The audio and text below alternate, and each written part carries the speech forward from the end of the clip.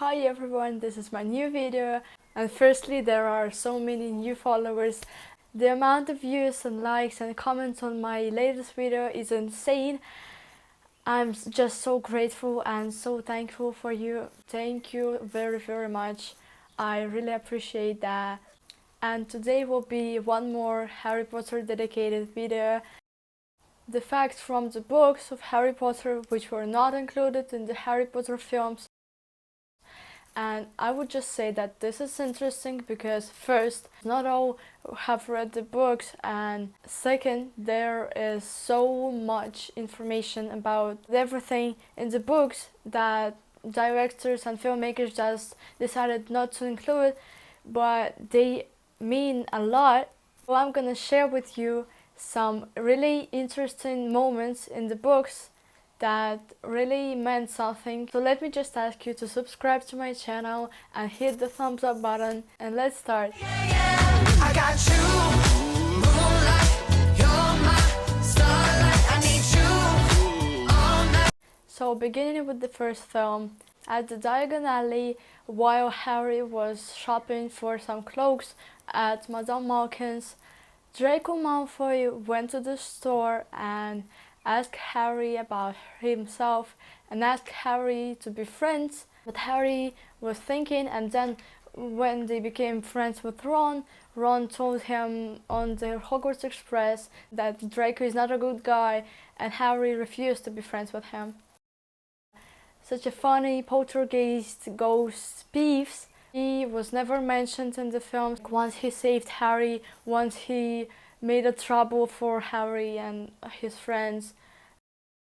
In another fight, Malfoy challenged Harry for a duel, and Ron should have been his second. But while Harry and Ron were sneaking out, Hermione and Neville happened to be outside the Gryffindor common room. They happened to go together there.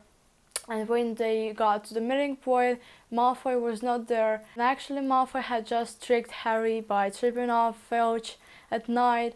And so that's how they went to a corridor on the third floor and met Fluffy. I think you remember the part when they got the detention in Forbidden Forest. In the film it was caused by that Malfoy had seen the trio sneaking out the Hagrid's hat at night. But in the book, this was a whole different story.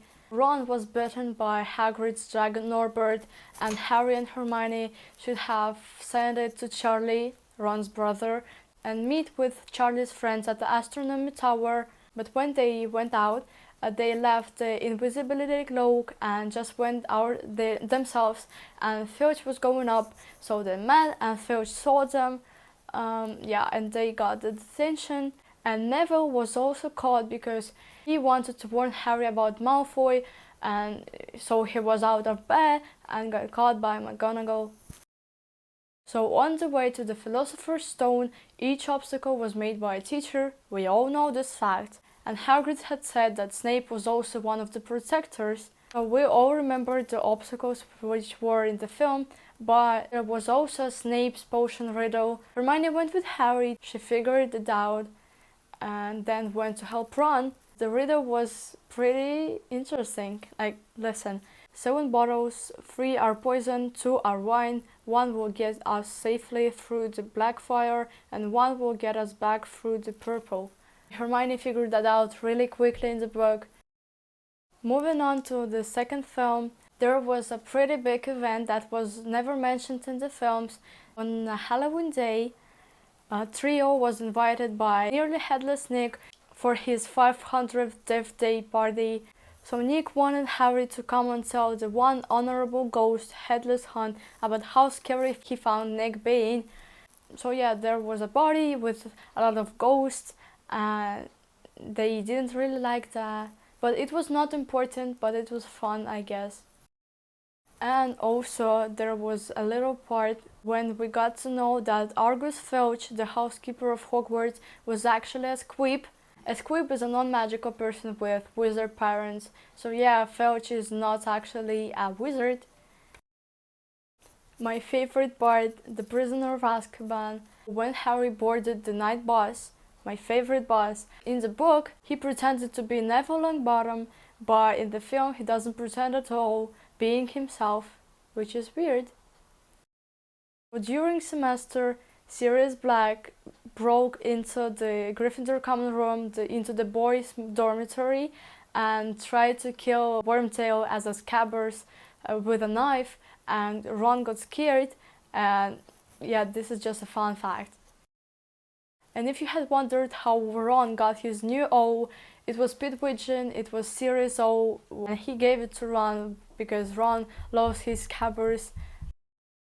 So for film, maybe not the most important character, but still, Ludo Bagman, the head of Department of Magical Games and Sport, he was with the Harry and Weasley's family at the Quidditch World Cup match. He was at Hogwarts when the goblins tracked him down because he owed them gold.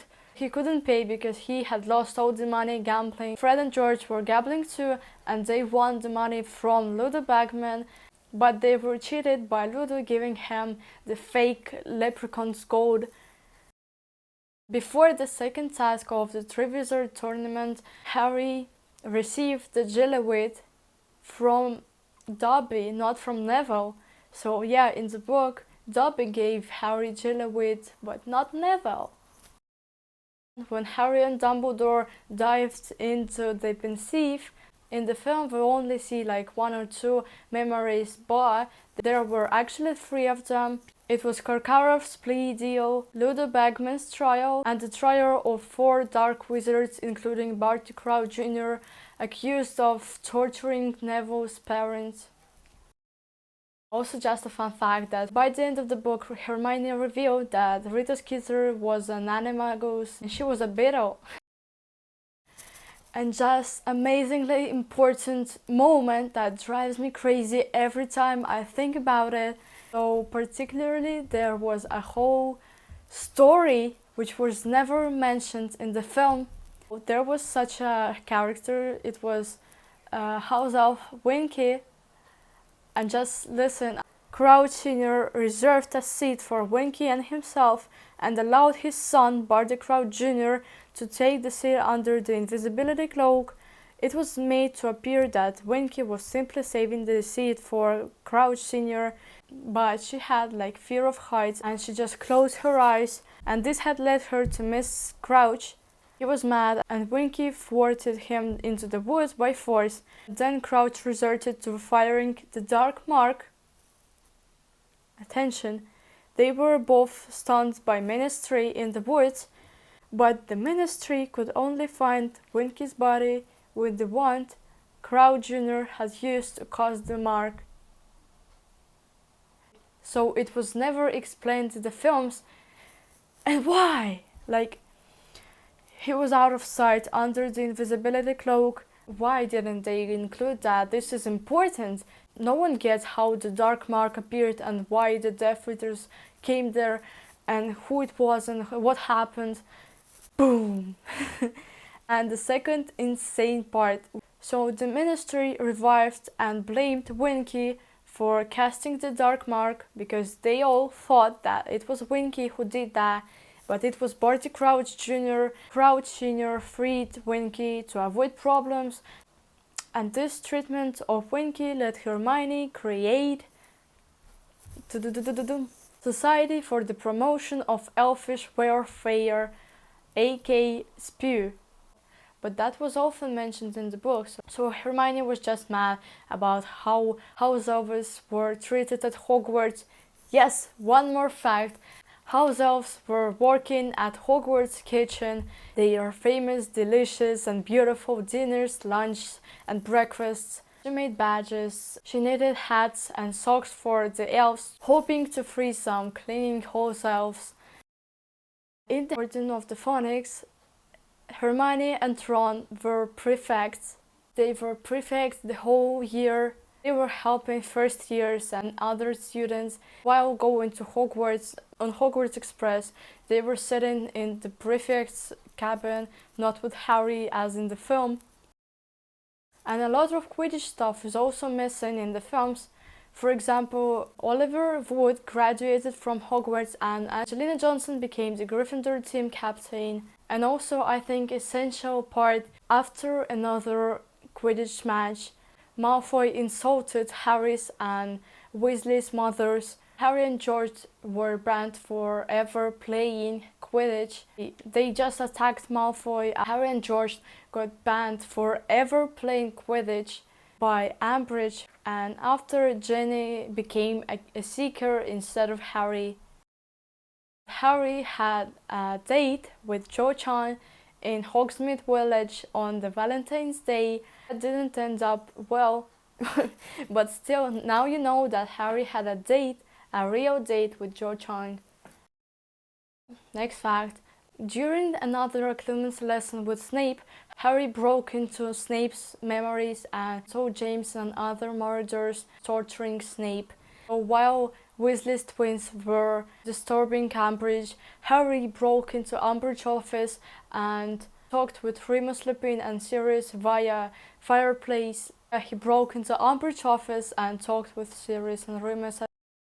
When he saw Arthur Weasley being bitten by Nagini, at that night they all were apparated into the Burrow to spend time with their family. And in the books there was such a place, St. Mungo's Hospital, which wasn't mentioned in the film, and Arthur was recovering there and the whole family went to visit him. Then when Harry and Ron walked there, they met Gilderoy Lockhart, the teacher of the dark arts, which was on their second course, and he was mad and weird. In the book it was said that Gilderoy will never get his memory back after that accident in the Chamber of Secrets. And after that whole stuff in the Ministry of Magic, and after Sirius' death, Harry was talking with the Dumbledore, but Harry was so mad about Sirius. In the book he really did destroy Dumbledore's office because of his madness, and he really started breaking all Dumbledore's stuff.